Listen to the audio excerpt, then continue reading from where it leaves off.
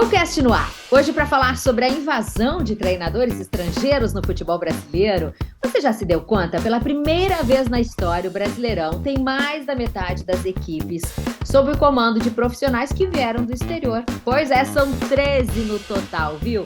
5 argentinos, 1 uruguaio e 7 portugueses. Vamos falar mais sobre isso com o dirigente esportivo Sandro Orlandelli. Eu sou a jornalista Duda Estrela e está começando agora o Golcast, o podcast da GoManage, que fala de futebol de um jeito diferente.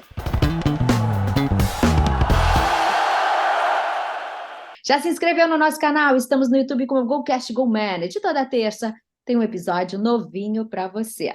Antes de eu apresentar minha turma, que está bem distribuída hoje, vamos lá com o Mídia da Vitória. É o curso da GoManage que está no ar. Você sabia que a GoManage tem um curso para quem deseja ingressar no mercado da bola? É o Mídia da Vitória. Os jornalistas Norton Capel e José Pedro Villa-Lobos apresentam o papel estratégico da mídia num clube de futebol e como a comunicação exerce poder de influenciar comportamentos, decisões e sentimentos de torcedores e imprensa. Um excelente conteúdo para quem sonha em trabalhar no futebol além das 4 linhas. Acesse o link e garanta presença no Mídia da Vitória.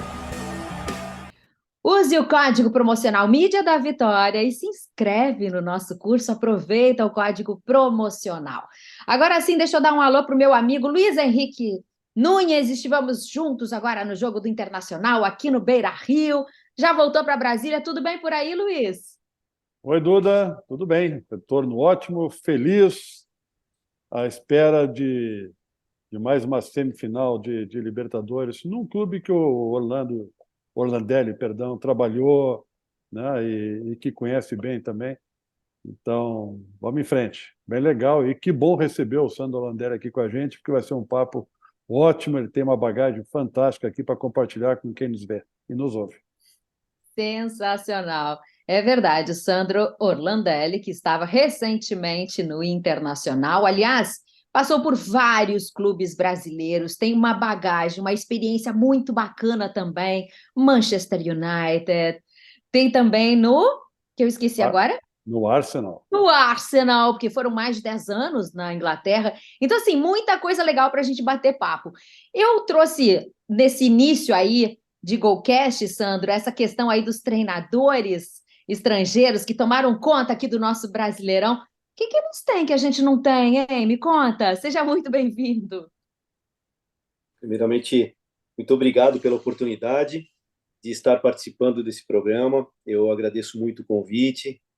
Para mim é uma honra quando eu tenho uma oportunidade de dividir ideias. Na verdade, a gente sempre aprende quando a gente troca essas ideias, né? E esse é o que eu busco, o crescimento pessoal, o crescimento do entendimento dos processos que acontecem no futebol.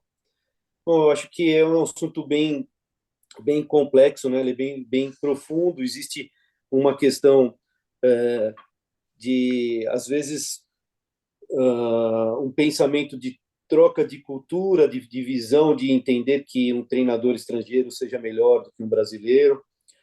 É muito radical falar que um treinador de um determinado perfil é melhor do que um outro, sem você entender a filosofia e a cultura do local, até chegar na filosofia e cultura de um clube. Então, o importante é, se um clube contrata um treinador estrangeiro ou um brasileiro, o mais importante é, ele entende o porquê ele está contratando isso, qual é a filosofia que ele tem, quais são os objetivos que ele tem, qual é a meta. Então, eu não diria quem é melhor ou quem é pior. Eu acho que eu tive e tenho a oportunidade de ter convivido com treinadores brasileiros com uma ótima qualidade de trabalho, como também estrangeiros. Eu acho que é muito mais o que tem que se direcionar é muito mais a filosofia do que o clube busca. E se o treinador ele tem o perfil do que se busca. É muito mais importante do que dizer que um treinador estrangeiro ou um treinador brasileiro, um seja melhor do que o outro. Eu acho que não existe isso. Existem características distintas, mas o principal é o clube saber o que ele quer, que às vezes eu acho que os clubes eles passam por uma dificuldade de entender isso, que isso pode acontecer na nossa vida pessoal também. Em algum momento a gente também não entendeu o que a gente quer para um determinado projeto. Então, eu vejo muito mais dentro dessa ótica. E se você me permite, Luiz, só um comentário, isso Claro. também com relação aos jogadores, né? Porque às vezes a gente vê assim clubes que têm determinadas características e na hora de contratar traz gente que não tem nada a ver com aquele modelo de jogo ou com o próprio DNA do clube, que eu acho super importante, que pudesse ter desde uma categoria de base até chegar nos profissionais. Me parece que é algo também que acontece de forma aleatória e que poderia estar alinhado, né, com o objetivo do clube. Sem dúvida alguma. Uma coisa ela linka a outra, né? Então, primeiro é você definir a sua filosofia. O que você quer? Qual a forma, qual a decisão que o clube quer? De jogar, de competir, de se desenvolver. E aí sim, buscam as lideranças que são compatíveis a isso. Pautado nisso, o que nós vamos fazer com o ator principal desse processo, que é o jogador? Que perfil que a gente quer de jogador? Né? Se a gente quer trabalhar com jogadores mais jovens, não queremos trabalhar com jogadores mais jovens, queremos resultado imediato. Se você quer resultado imediato, não é com jovem que você vai conseguir lá da sua categoria de base. Se você pensa numa consistência de performance a longo prazo, você pode trazer um mix em cima disso, ter alguns jogadores experientes e criar um projeto de desenvolvimento individual com o perfil de jogo que você quer para um jovem talento. Então, tudo vai depender, volto a falar, da cadeia maior desse processo, que é o clube, o que o clube pensa, né? Não, perfeito. Tudo bem, Sandro? Tudo tranquilo? Tudo bem, Luiz? Não, você já falou uma série de palavrinhas, de expressões que, para mim, é música. Nós até estávamos falando aqui nos bastidores, antes de você chegar, sobre música, né? Você falou de processos, você falou de metas, de objetivos, de longo prazo. Nós vamos falar sobre isso também um pouquinho mais para frente, mas eu quero ainda ficar nessa questão aí dos treinadores estrangeiros. A Duda também falou sobre jogadores, né? Isso, na verdade, é mercado, né? De uns anos para cá, eu acho que o futebol brasileiro ele se permitiu a olhar um mercado mais amplo, né? Antes nós tínhamos jogadores, tinham que ser, na maioria, brasileiros, né? Treinadores estrangeiros eram uma raridade, né? E eu acho que a gente está se permitindo a olhar um mercado maior. E talvez com a passagem do Jorge Jesus aqui em 2019 pelo Flamengo, e com aquela campanha brilhante que ele fez, né, tenha motivado outros clubes a trazer treinadores. E hoje nós temos, a Duda falou em 11, eu acho até que é um pouco mais, Duda, eu acho que nós temos uns 13 treinadores. Eu fui pegar os times da Série A e ver os treinadores, eu acho que nós temos 13 treinadores estrangeiros, né? De fato, né, o Sandro tem razão, não é sinônimo, olha, não é brasileiro, então tem que ser melhor. Não, não é.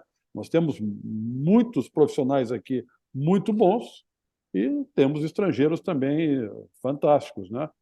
Mas pode ser um pouco de moda ou de tentar buscar na experiência do Flamengo, mesmo que no inconsciente, ter aquele mesmo sucesso que talvez o Flamengo tenha tido com o JJ, né? Mas aí eu te pergunto o seguinte, né? Você fez uma afirmação, eu não lembro exatamente onde que eu li isso, né? E que eu concordo também, que a chegada de técnicos estrangeiros ao Brasil é uma oportunidade, né, para os profissionais brasileiros, para os treinadores brasileiros. E eu imagino que pela observação, pela convivência, vendo o que esses caras trazem de diferente, de modelos de jogo, da parte tática, enfim, eles podem trazer inovações que talvez a gente não tenha percebido aqui. E a pergunta é no sentido se nós estamos aproveitando isso, porque o processo de formação não pode ser só pela observação, né? Assistir o jogo do adversário que tem um técnico estrangeiro e aprender com ele. Isso também funciona, né? Mas não pode ser só isso. Tem que ter todo um processo de formação para que, se por um acaso os treinadores estrangeiros hoje estiverem melhor preparados do que a gente tentar buscar e igualar o conhecimento e a performance que eles têm. Esta oportunidade que você diz que existe está sendo bem aproveitada por nós brasileiros? Luiz, essa é uma pergunta que só o tempo vai nos mostrar, e o tempo ele é lógico, ele não é cronológico, né? Esse fenômeno está acontecendo de um tempo muito curto, é muito recente ainda, né? Essa predominância de treinadores estrangeiros. Mas quando eu falei de oportunidade, eu digo em algumas questões. Primeiro, como nós vivemos uma cultura, né? País latino, tem muita emoção envolvida, e nós vivemos de uma forma muito pautada no resultado e não no processo ainda, né? Então, o resultado, ele domina isso. Então, por uma necessidade de resultado, às vezes busca-se situações ou oportunidades ou profissionais que venham de um mercado que, de repente, pode criar um choque e ajudar a dar um resultado positivo. Pode ser uma dessas situações.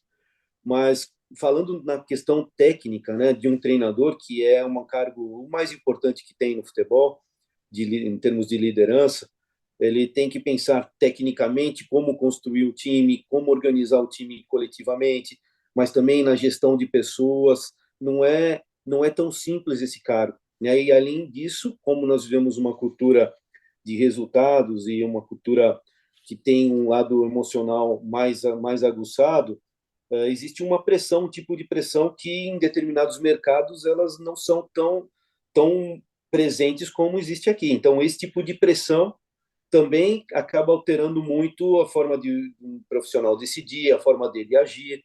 Tudo isso ele se torna um pouco complexo, né? Então, quando eu falo em termos de oportunidade, o que é oportunidade? Nós temos uma escola de futebol de formação de treinadores, mas ela é muito jovem ainda.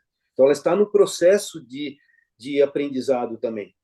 A gente tem que ter essa humildade de entender que é recente esse processo e que ainda não existe uma direção de um método bem definido, né? Então, na Europa já é tudo muito definido, porque a UEFA ela consegue controlar muito bem isso. Lá funciona isso. Então, qual é um dos diferenciais que existem e que não é ser melhor ou pior? Para você poder pensar em processo, em consistência, você tem que ter método, né? E organizar esse método. Então, qual que é uma das vantagens que esses profissionais na Europa têm nos cursos que eles fazem? É essa questão da organização e do método, né? Então, esse é um ponto que ainda é importante a gente conseguir desenvolver no Brasil, na minha opinião, e que eu acho que ela vai chegar nesse caminho, vai ter um tempo, né? Como eu falo para você, o tempo ele é lógico, ele não é cronológico para isso, mas ela já está mostrando esses sinais, como mesmo o jogo, né? Na Série A, se você observar nos últimos 4 anos, o nosso jogo da Série A do Campeonato Brasileiro é muito melhor comparando a 5 anos atrás. Então, essa evolução positiva ela vai acontecer, só que no tempo que a gente não consegue controlar. Então, penso que, quando eu falo em oportunidade, é nesse sentido dos nossos treinadores brasileiros também terem esse momento deles fazerem esse tipo de investimento, de ter esse tipo de entendimento, porque, tecnicamente, eu te falo assim com muita clareza, nós temos muitos treinadores bons aqui. É que realmente o tipo de pressão que eles recebem também, estando no país, ela é diferente do que um estrangeiro recebe, ou como o estrangeiro também entende isso, né? Quando você está numa outra cultura, de repente, 100 mil torcedores te vaiando, não vai ter uma pressão tão grande quanto um brasileiro teria. Então, tudo isso são detalhes. Eu só estou julgando aqui algumas ideias, né? Uma tempestade de ideia, o quanto isso influencia, mas também, sempre dentro de uma situação dessa, é uma oportunidade de crescimento. E lembrando que a seleção brasileira em 2024 vai ter um treinador estrangeiro também, né? Ancelotti vem aí. Então, assim, a gente está falando de um novo cenário do futebol brasileiro que a CBF também está vindo com essa novidade aí, né, Luiz? É verdade, né? O... Até se é a favor, Sandro, de trazer um estrangeiro para a seleção brasileira, é muita gente contra. Recentemente, até o Dorival andou se manifestando, dizendo que era contra, Renato. né? O Renato, mas o Ancelotti é um fora de série. Quer dizer, não vejo nada, não vejo nenhum problema do Ancelotti ser nosso treinador. E qual é a tua opinião? Tu concorda com isso? Bom, a minha formação profissional, ela sempre foi pautada em nunca ver passaporte, sim ver qualidade de um profissional. Então, eu seria não seria o Sandro se eu não falasse o que realmente foi a minha formação, né? Então, minha formação profissional, como ela é muito mais pautada no mercado europeu, foi o que foi permitida uma oportunidade para que eu pudesse desenvolver o meu trabalho lá. Então, não é nesse sentido que eu vejo. O que eu vejo é o quanto preparado, quanto capacitado tem esse profissional, um profissional, para atuar numa determinada entidade, né? Lógico que o Carlo Ancelotti é indiscutível o nome dele. Ele é um dos maiores vencedores do futebol mundial. E, e é nítido que ele tem um bom entendimento, um bom relacionamento com os jogadores brasileiros. A gente não pode deixar de considerar que ele também tem um laço latino também, né, por ser italiano. Então, é, ele não deixa de ser uma opção importante para o futebol brasileiro. Mas também eu acho que a gente está muito bem servido também com o Fernando Diniz. Ele tem muito potencial para poder desenvolver um bom trabalho. E também o Fernando nem mal começou o trabalho dele, né? Vai ser agora nessa primeira data FIFA e eu tenho certeza que tudo vai depender, né, dos momentos. Ele vai poder mostrar o trabalho dele dentro de uma seleção também. Então, é difícil eu falar para você, eu não sou a favor de estrangeiro ou não. Volto a falar, sou a favor de ter o melhor profissional, o mais preparado possível para liderar uma seleção brasileira que tem 5 títulos mundiais. Não é simples esse processo. O que é importante, sozinho não dá para fazer um trabalho. Ninguém ganha nada sozinho. Isso é o mais importante. Então, dentro desse tipo de liderança, acho que é mais importante ter essa ideia de como conseguir agregar profissionais que possam dar o melhor suporte possível para um cargo tão grande, né? O meu único receio é que talvez ninguém discute o Ancelotti, claro que não, ninguém discute, né? A não ser que não conheça nada de futebol, né? Mas não se pode discutir a carreira desse belíssimo treinador.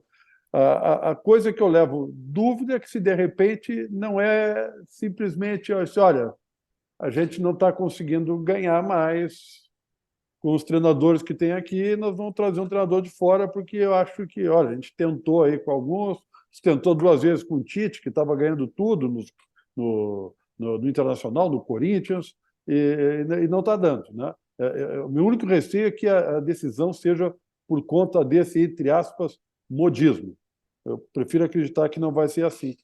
Mas por tudo isso, Sandra, que tu colocou na questão anterior, né?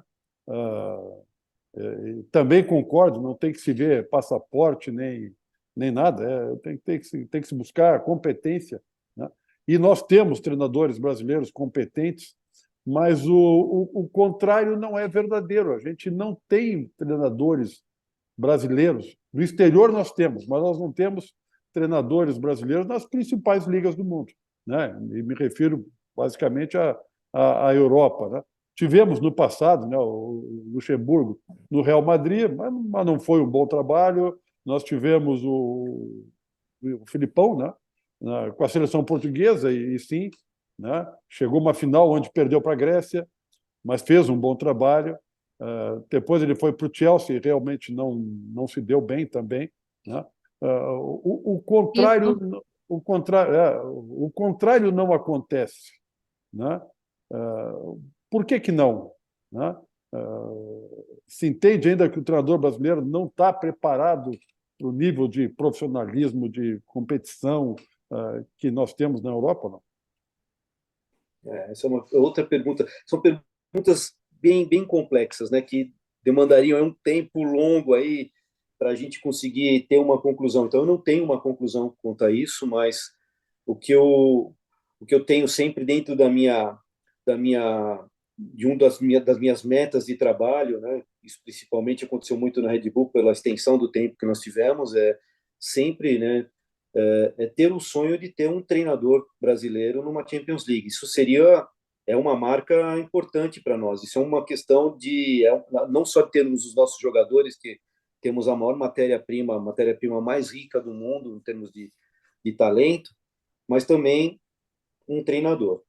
Eu acho que volta muito nessa questão que eu falei anteriormente, desses estímulos, né, que a Europa ela já tem, já consolidada, que está no aspecto da organização do método, que ainda no Brasil, por toda essa pressão que existe, um treinador fica 3 jogos, 4 jogos, é mandado embora, 5 meses, você não tem tempo de É fazer, de verdade. criar um projeto, de organizar um método. O seu método é vencer no próximo jogo, né? Que não é diferente lá da Europa, mas isso conta, isso tem que ser considerado, né? Que você vai passar por um momento de crise, e o momento de crise é derrota. E aqui o nível de tolerância ele é muito mais reduzido. Isso faz com que o treinador não consiga organizar nessa questão. Quando você vai para a Europa, isso é fundamental. Um treinador entregar um projeto, né? Todos os treinadores eles entregam um projeto. Ele tem um método definido, um projeto definido, uma previsão, mesmo que ela não seja cumprida, mas ela fique ali entre 20% para mais ou para menos da proximidade desse plano. Então, isso sim é um ponto que não é difícil, mas que precisa da colaboração de todos. Quando a gente fala de treinador, eu penso só para o treinador, mas e atrás? Como está o processo que dá estrutura para esse treinador? A gente está preparado para isso? A gente está conseguindo dar essa estrutura para o treinador? Eu acho que isso também falta muito para a gente, né? Antes de falar da dificuldade que o nosso treinador tem de disputar uma Champions League, está também na nossa estrutura da organização de um clube, o quanto nós estamos preparados para dar esse suporte para o treinador. Isso é fundamental para que ele consiga se desenvolver. Aqui os clubes acabam tendo que responder rapidamente à torcida, dar uma satisfação para a torcida, e aí muitas vezes ocorre isso mesmo, né? De troca de treinador, esse imediatismo que no final faz a torcida ficar mais esperançosa, enfim. Mas, Sandro, eu queria que tu dividisse a tua experiência no Arsenal, que eu imagino tenha sido fantástica para a tua carreira. E o que que o mercado europeu pode nos ensinar? Porque eu imagino que seja também difícil pegar de lá e aplicar aqui no Brasil, né? Porque são culturas diferentes, tradições, todo um modelo diferente. O que que você aprendeu lá? Conta um pouquinho dessa experiência aí que você teve fora. Primeiro, eu agradeço a sua colocação, Eduardo. A gente não pode ter a prepotência ou achar que o que é feito lá é o melhor. É o melhor para lá, para aquele momento, para aquela cultura. Então, a gente tem que ter esse entendimento de que tudo é adaptável, né? Nada é chegar, um copiar e colar. Não existe isso. Então, o importante é que para o projeto do que eu vivi no Arsenal foi um momento único para aquele momento, para aquele clube especificamente, para o que vivia a Premier League naquele momento, né? Então, talvez eu não vou ter mais uma oportunidade do cenário que ocorreu para poder ter me desenvolvido o suficientemente bem dentro de um tempo específico, né? Então, o clube naquele momento vivia um momento de não ter conquistas, vivia um momento de receita, uma desvantagem de receita muito grande com os concorrentes, que Manchester United e Liverpool, por exemplo. E na Inglaterra o contexto é diferente, né? A televisão ela paga muito bem. A Premier League ela se estruturou por causa da Sky. Eles pagam muito bem. E isso pagam para todos os clubes. O que subiu para a primeira divisão como o primeiro colocado. Então, existe uma divisão financeira que faz com que essa liga se torne muito potente. Então, qual que era o plano? Né?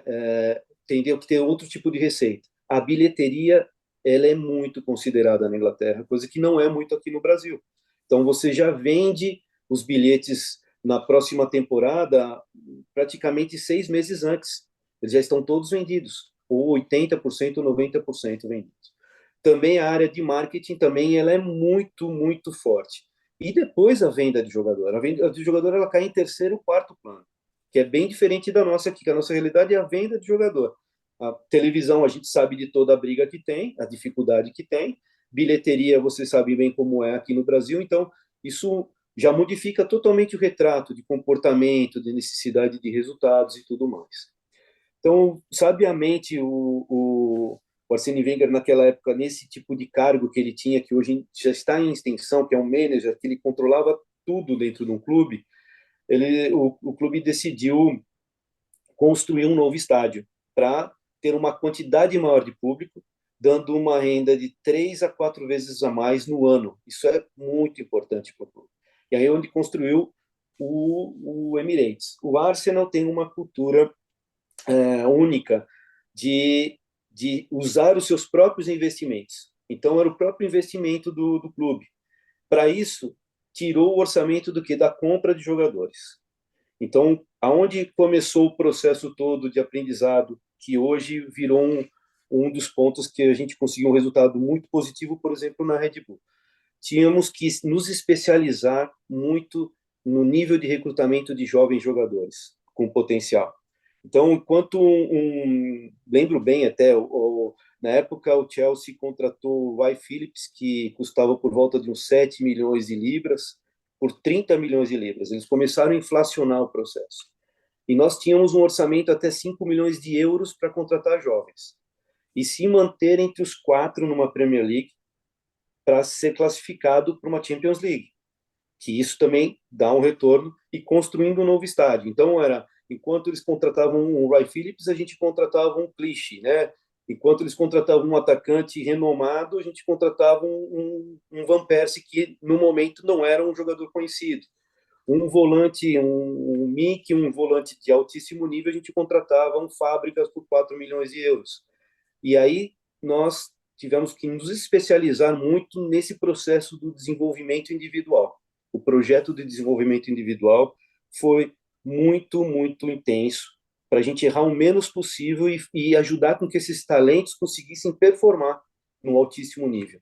Então, acho que esse foi o maior legado que eu aprendi do Arsenal, que hoje, transmitindo um pouquinho no Brasil, né, tivemos resultados bons no Santos, no Atlético Paranaense, mas a Red Bull foi um dos maiores cases, porque nós iniciamos esse processo em 2020, e implementamos todo esse processo. Em 2021 e 2022, nós só ficamos atrás do Fluminense em números de transferência, valores de transferência, de talentos. Então, isso mostra que faz sentido, né? Então, hoje eu estou bem convicto nesse critério de minimizar erro com esse tipo de método que eu aprendi no Arsenal. Sensacional, hein? Esse período que tu passou no Arsenal, né, eu acho que tem muito a ver com essa, não sei se essa é a palavra mais adequada, com essa reestruturação do clube, né? Você ficou lá, acho que mais de 10 anos, né? E também foi um período de consolidação, né, da Premier League como a liga mais forte do futebol mundial, né? E aqui no Brasil, a tua experiência no Man U, né, no Manchester United, também é fantástica, mas o Manchester United, a impressão que a gente tem é que sempre foi um gigante, sempre foi enorme, sempre foi vencedor, até nos últimos anos, né, dentro de campo não está ganhando muito, mas é um clube gigantesco, né? E a Duda falou em lições, o que a gente pode aprender com isso, e muito desse profissionalismo, dessa questão de processos e de formação que a gente tem na Europa e lá, mais precisamente, na Inglaterra, né? O Brasil está vivendo um momento agora das SAFs, da criação das ligas, que é importante, né? Importantíssimo para o futuro do nosso futebol, né? A gente diz muito aqui, SAF não é garantia de melhor gestão ou de profissionalismo. Não, não é. Mas a gente pressupõe que ela venha para isso. Se ela vai conseguir entregar exatamente isso, a gente não sabe, né?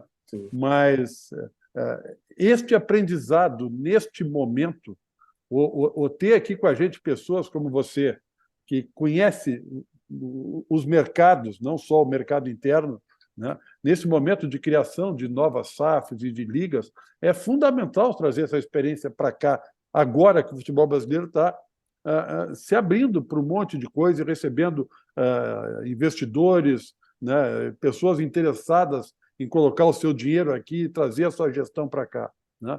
Botafogo agora, né? Botafogo é um exemplo fantástico, né?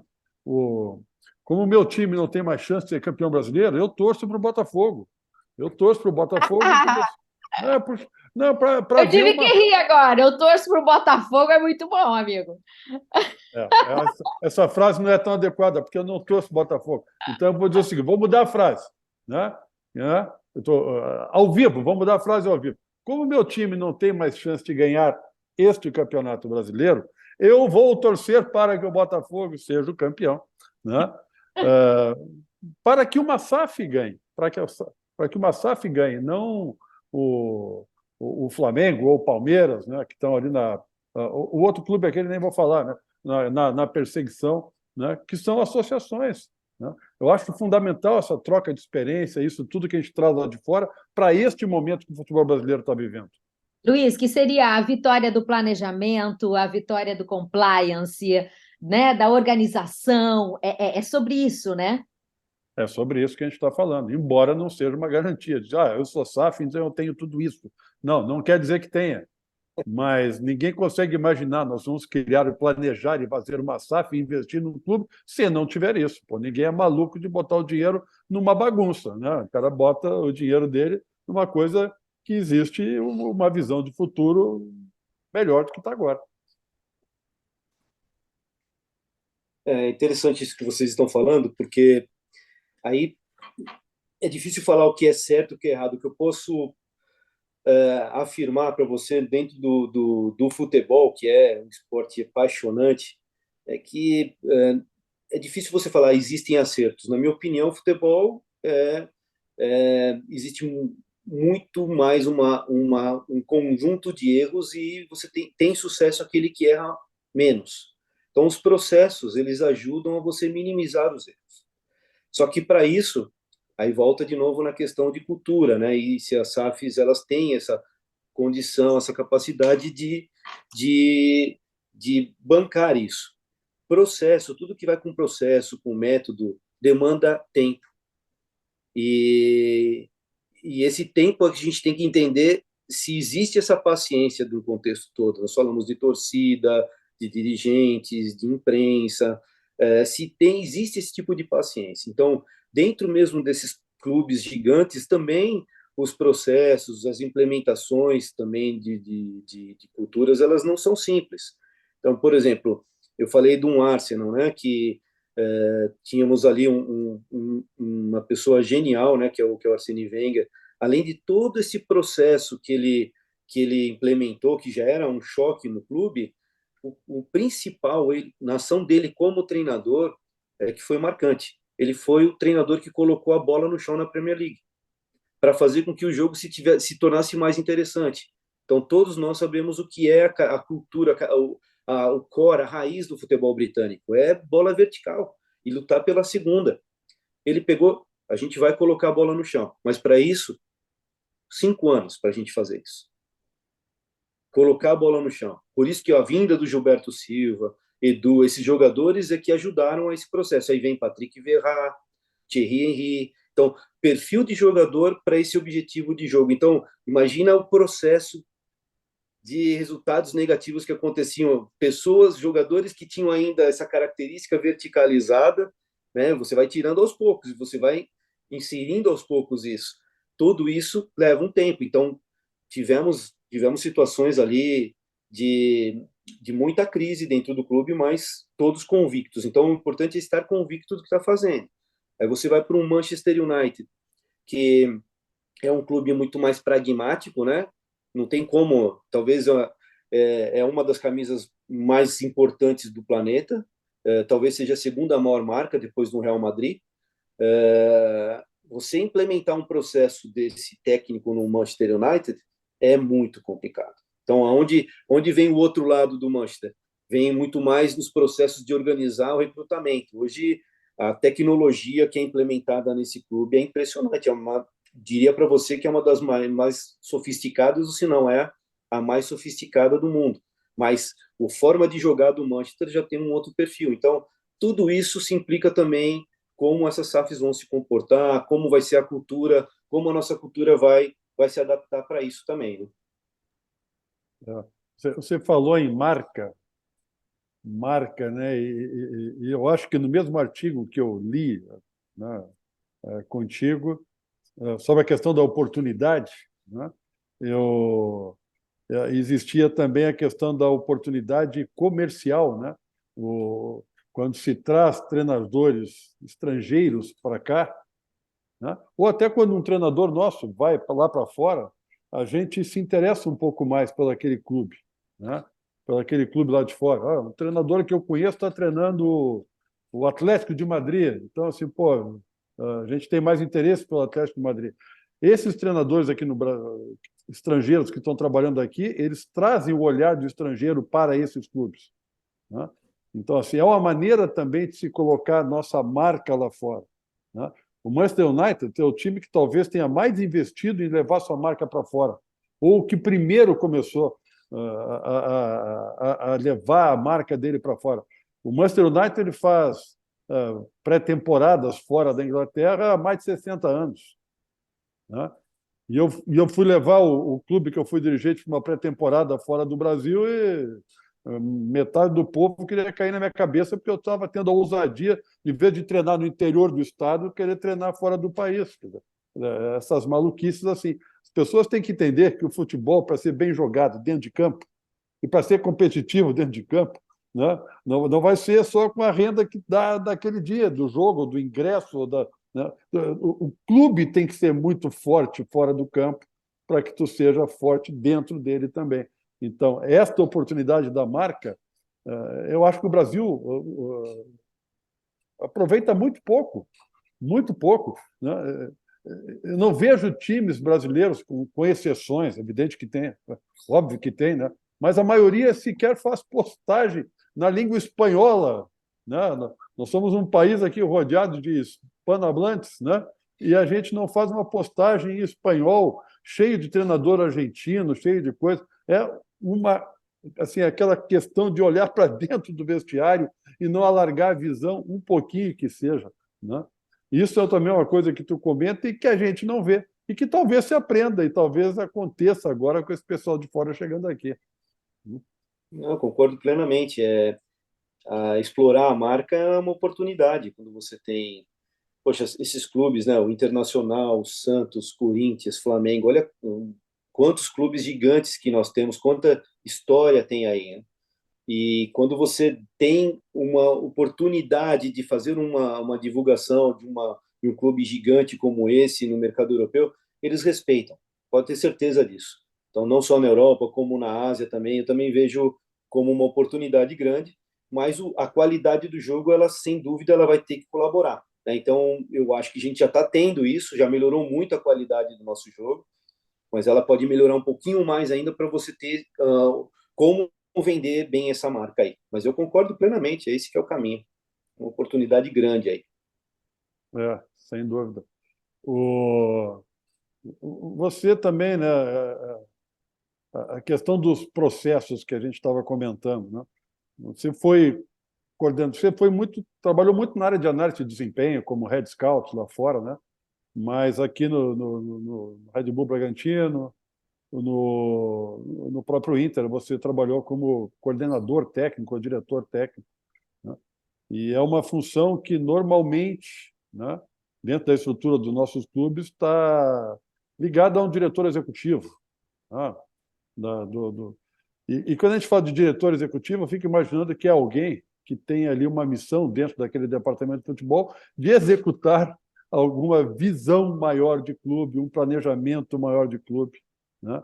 E que é o planejamento estratégico, né? Quer dizer, onde é que esse clube quer chegar, o que ele quer ser, o que ele pensa para os próximos anos. Quando se fala de planejamento estratégico, se fala de longo prazo, né? Agora, longo prazo no futebol brasileiro é esse horror que você estava falando antes, né? A questão do imediatismo, tem que ganhar o jogo do próximo domingo, né? Se não ganhar, é um problema, já começa a discutir se o treinador serve, se não sei quem serve, né? O Brasil é muito complicado para isso, né? A gente fala de processo, mas que processo nós estamos falando? Processos e projetos, a gente não citou, mas também, que estão dentro de um planejamento estratégico que é, por definição, de longo prazo. E é assim que a coisa tem que funcionar. Mas para fazer isso funcionar no futebol brasileiro, não é fácil. Então, quando você é o diretor técnico ou o coordenador técnico responsável por processos que têm que ser, ou deveriam ser, medidos, né, com feedback constante, né, para ver se aquilo que nós planejamos está indo no caminho que a gente quer. E quando a gente fala o caminho que a gente quer, não é ganhar os próximos jogos, é no caminho que o clube quer chegar como entidade maior, né?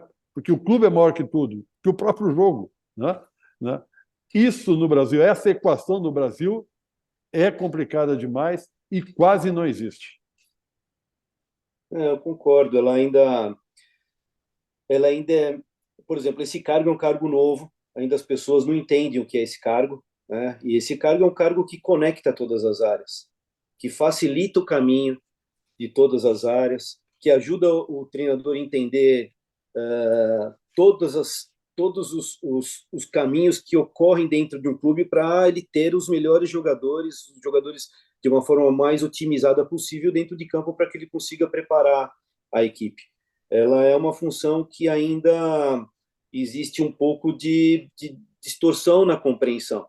E isso leva tempo. O tempo é uma questão que hoje eu tenho feito essa função, outros profissionais vão vir para isso, então isso tudo vai acabar se chegando numa adaptabilidade natural, e eu tenho certeza que é um caminho sem volta, não tem como, né? Todo clube vai precisar de uma função dessa. Agora vem cá, a gente falou aí da evolução, né, do futebol brasileiro, o exemplo que vem lá de fora, as diferentes culturas. Agora eu quero trazer o holofote um pouquinho para os jogadores aqui do Brasil.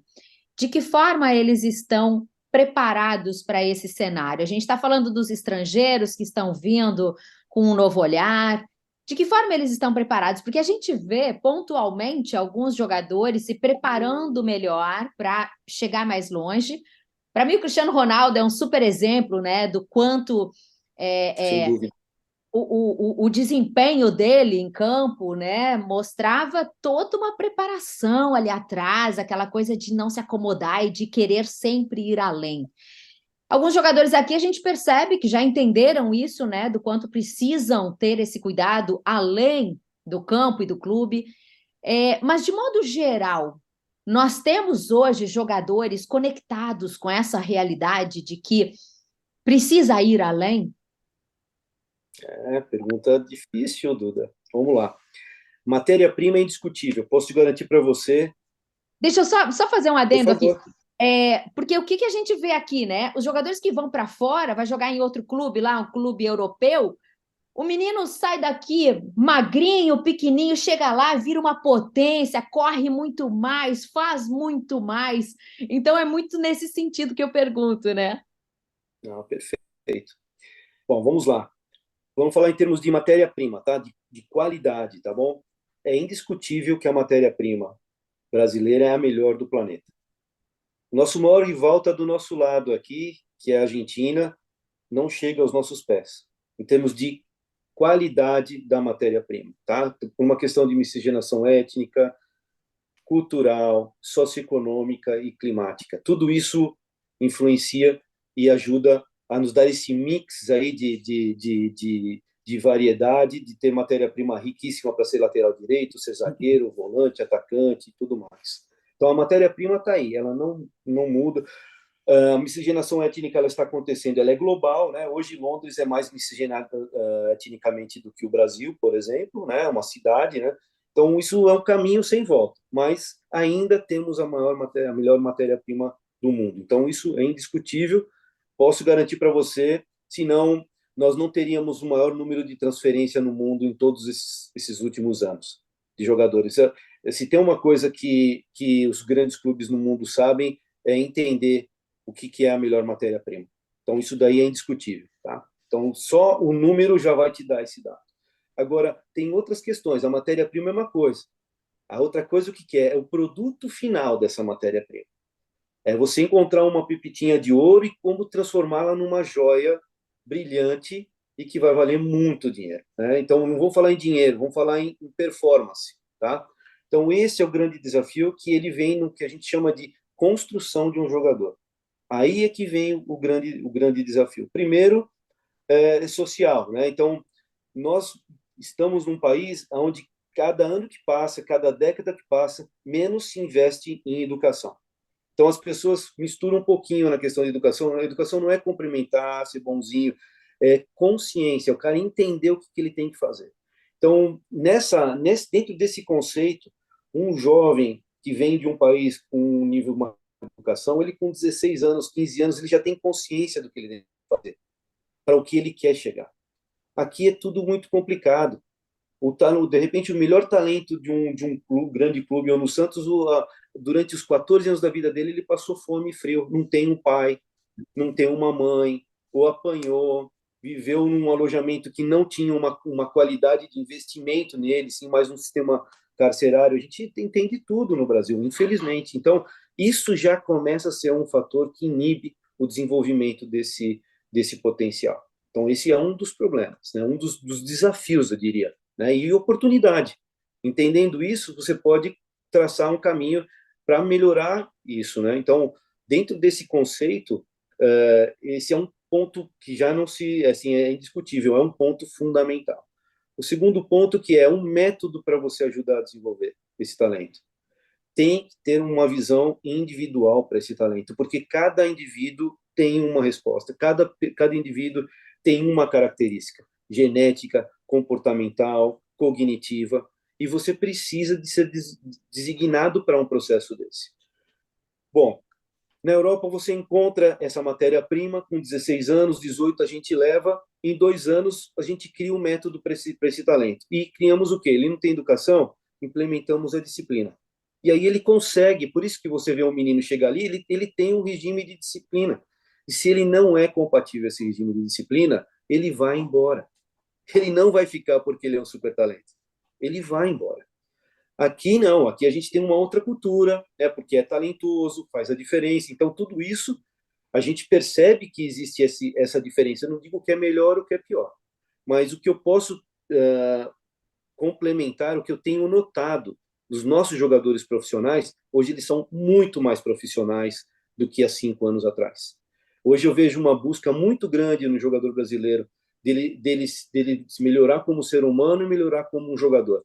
Ele busca recursos fora também do clube para uma melhora, não com uma intenção de desmistificar ou desconsiderar o clube, mas sim dele ter uma condição melhor, de estar mais preparado para ser um jogador melhor para o seu clube. Então, eu vejo essa melhora considerável, talvez pelos exemplos que você citou, que o Cristiano Ronaldo é uma marca nesse sentido, né, ele não tem, por exemplo, o que a gente chama de gesto técnico, né? Não é natural do Cristiano Ronaldo. Ele precisa de muito sincronismo, muito treino. Imagina quanto tempo esse jogador treinou, repetiu, insistiu, errou, não desistiu para chegar no nível de precisão em números de gols assim impressionantes, impactantes. Não é diferente o Haaland. A gente tem jogadores que têm um gesto natural muito mais atrativo do que o Haaland. Aliás, o Haaland não tem um gesto natural, mas ele se supera pela aplicação que ele tem como profissional. Então, isso tudo é que vai fazer diferença. Finalizando, é a parte mental que vai decidir o destino de um super jogador, de um super talento ou não. Eu estava escutando aqui, eu ia dizer exatamente isso. Acho que a palavra que define tudo isso é mentalidade. Mentalidade, força de vontade e o querer. Embora a educação, a cultura, a estrutura, muitas vezes impeçam de que o jogador sequer tenha essa noção de o que ele precisa fazer ou que ele consiga ter essa motivação toda para chegar onde ele pode chegar, né? Mas, de fato, né, o Brasil tem a melhor mão de obra, né, a matéria-prima mais rica, né? Mas Sandro, assim, quando se tem matéria-prima de qualidade, rica, a gente imagina que dali vai sair um bom produto. Um bom produto. E o futebol brasileiro não está sendo. Nós já fomos disparado o melhor futebol do mundo. E hoje não somos, né? O Brasil ganhou a última Copa do Mundo em 2002. Nas últimas Copas não consegue chegar. Quando chega no máximo que chegou foi nas quartas. E não foi perdendo para a Inglaterra, para a Itália, para a Espanha, foi perdendo para seleções de menos tradição, né? Melhor jogador do mundo brasileiro, o último, foi o Kaká, em 2007. Né? Se bem que o mundo, de lá para cá, se dividiu entre Cristiano Ronaldo e Messi, com exceção de 2018, que foi o Modric. Né? Mas seleção de base já não ganha também a Copa, anda perdendo até para seleções ainda menores. O que está rolando com essa matéria-prima, né? Que deveria fazer um bom produto e não está fazendo um bom produto. Né? E eu acho que para o jogador ter esse sucesso todo, questão da mentalidade, como tu falaste, o cara tem que se dedicar muito, tem que ser um Cristiano Ronaldo, o cara tem que abrir mão de um monte de coisa, não tem que ter balada, não tem que ter festa, não tem que ter nada, o cara tem que se dedicar àquilo. E eu não vejo muito isso nos atuais craques brasileiros. Né? A gente via isso lá atrás com outros jogadores, mas não vejo muito agora. Essa matéria-prima, que é muito boa, ela não está rendendo bom produto. Não, sim. Vamos lá. A gente não pode pensar, não pode deixar de pensar que o produto que a gente fala do futebol, que é o jogador, é gente. Então, essa é a primeira questão. Então, ele tem sentimentos, ele tem desejos, ele tem as predominâncias que acontecem comportamentais na idade. Então, como o futebol ele exige uma precocidade de rendimento, né? Então, o menino com 16, 17, a gente já enxerga um menino com 17 anos no nível profissional. Fábricas, com 16 anos, ele jogava a Champions League. Então, a gente tem meninos ali no futebol alemão hoje, com 16 anos, jogando para o Bayer Leverkusen, mesmo para um Real Madrid, 17 anos de idade. Então, assim, é muito precoce porque ele é um menino. Né? Não adianta a gente, ele é um garoto ainda, um ser em formação. E mentalmente também, ele vive esse processo. Então, não é simples, né, nesse momento, nessa faixa etária, ele conseguir absorver tamanha disciplina, tamanha consciência. Então, esse é um dos pontos, ajudar a você, dentro do ambiente que ele está, aí trabalhar o que? A conscientização dele, porque não adianta na imposição, e sim na conscientização das consequências de um investimento ou não na questão comportamental. Na questão da matéria-prima, como você falou, que nós temos aí o Kaká como foi o último melhor do mundo que nós tivemos, né? Vai muito desse processo do desenvolvimento nas categorias de base, que às vezes por uma questão, olha, eu volto a falar de novo, não é? Você chega aonde tem o resultado, mas a gente tem que ir na causa. Às vezes a necessidade do resultado numa equipe profissional, você deixa de lado o seu departamento de base. Você só pensa no dia do amanhã. E aí, no seu departamento de base, que ele precisa de muito mais atenção, né? Você tem 50, 40, 30 jogadores na equipe profissional. Num Brasil, um time grande, numa equipe grande, pelo menos 300 jogadores de categoria de base. Então, você tem que ter profissionais muito capacitados para isso. E, às vezes, não são bem remunerados, então você desqualifica o profissional que vai lá. Você não faz trabalho de capacitação dos profissionais. Os profissionais têm que se capacitarem. E, às vezes, você não dá essa condição. Tem um salário ruim, ou então o clube não investe em capacitação, só pensa no que está acontecendo na bola na rede ali. Tudo isso influencia bastante no desenvolvimento do jogador. Vou dar um exemplo para você. Para um jogador jogar num nível dessas 5 maiores ligas, dos maiores clubes dessas 5 maiores ligas, ele tem que ter bilateralidade quando ele recebe a bola, porque assim aumenta a velocidade do jogo. Quantos clubes têm condição, né? E isso não é julgamento, é porque cai no esquecimento, cai na pressão de trabalhar com a bilateralidade de um jogador.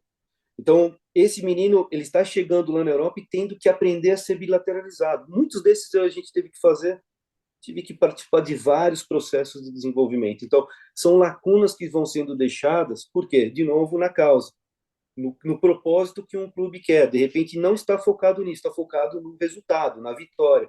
Então, categoria de base, você tem que pensar muito mais no desenvolvimento do que no resultado. Vai aumentando a idade, vai chegando mais perto do profissional, aí sim, o rendimento, né, o resultado com o desenvolvimento, eles são compatíveis ali. mas tem um momento que você tem que pagar um preço muito mais voltado para o desenvolvimento e que hoje, nesse mundo que a gente vive de resultadista, às vezes ele é esquecido, né? Então, isso tem acontecido, mas para um país como o Brasil, em 2 anos de trabalho de desenvolvimento, a gente viveu isso no Red Bull, a gente consegue resultados satisfatórios porque a matéria-prima ela é rica. E o Red Bull até conseguiu resultados até mais cedo do que esperava, né? Uma vez eu conversando com o Thiago Escuro, ele me disse exatamente isso. O Red Bull subiu para a primeira divisão talvez um ano antes do que ele...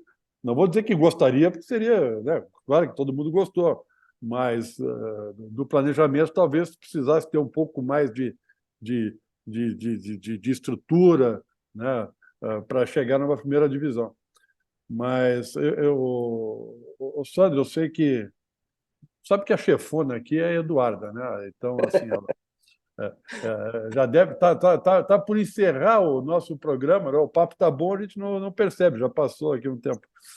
Mas, mas tu estava falando aí, cara, eu me lembrei eu fiquei curioso em relação para ouvir a tua opinião sobre esse mundo novo que está surgindo lá do, do, do mundo árabe, né? Esse investimento todo, muita gente indo para lá, né?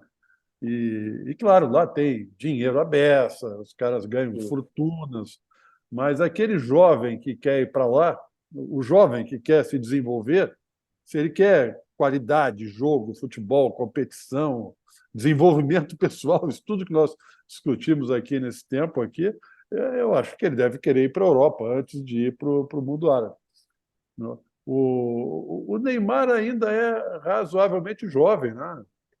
O Neymar é jovem ainda. Mas ele foi para lá, né? E eu tive aqui pensando assim, eu não sei se foi uma escolha, assim, olha, agora eu quero ganhar muito mais dinheiro do que eu já ganhei, ou se ele foi estratégico, né? Porque eu acho que o PSG não ia liberar o Neymar tão facilmente para um rival europeu, né?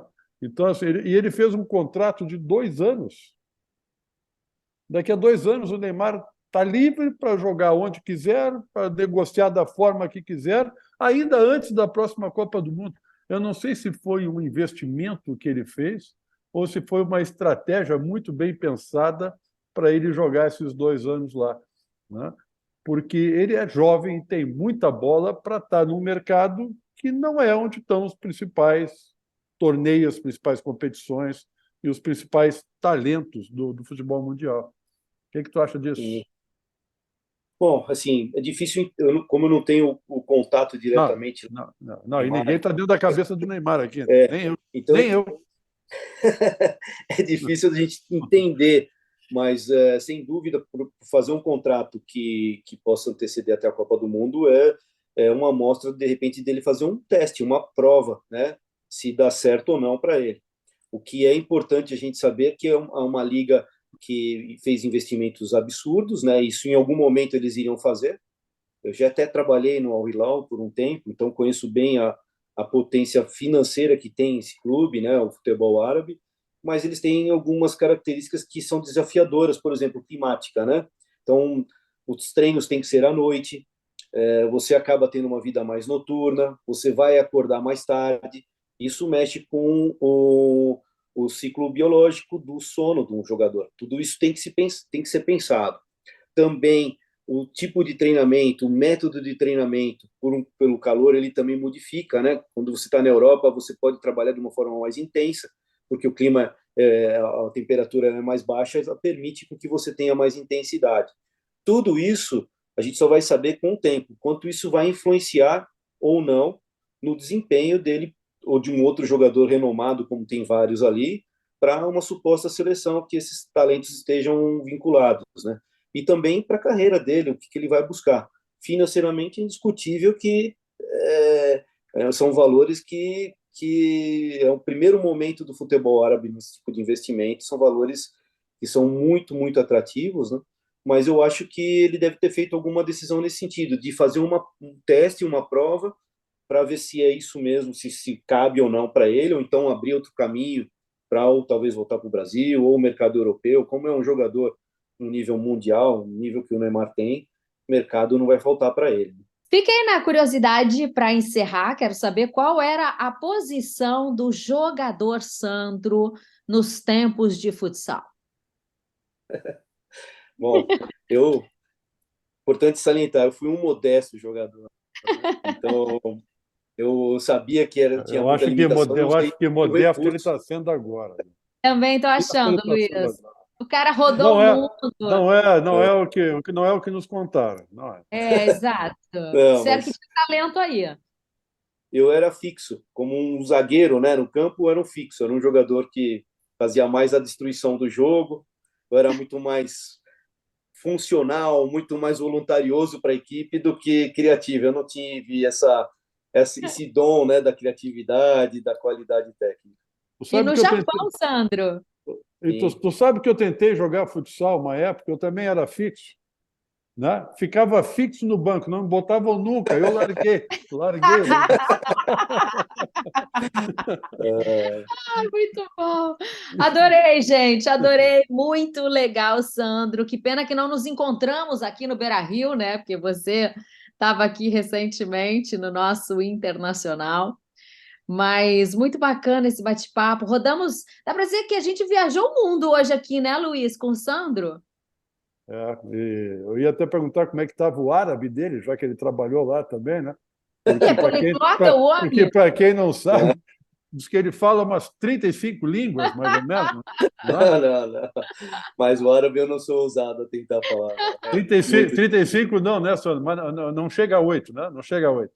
Não. Muito longe disso. Uma 7 só.